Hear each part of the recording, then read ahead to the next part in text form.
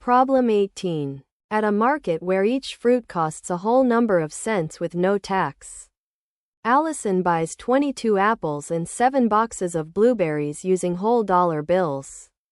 Later she buys 31 apples and 4 boxes of blueberries for 60 cents more than the first trip. She spent less than $100 total over both trips. How much, in dollars, did she spend on the first trip?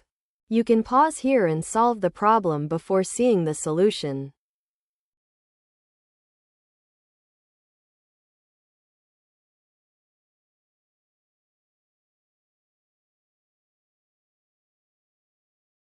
Let A, B be the cent prices. Equate the two trips.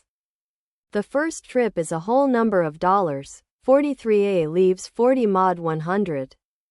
First trip equals 22.80 plus 7, 220 cents. So she spent $33 on the first trip.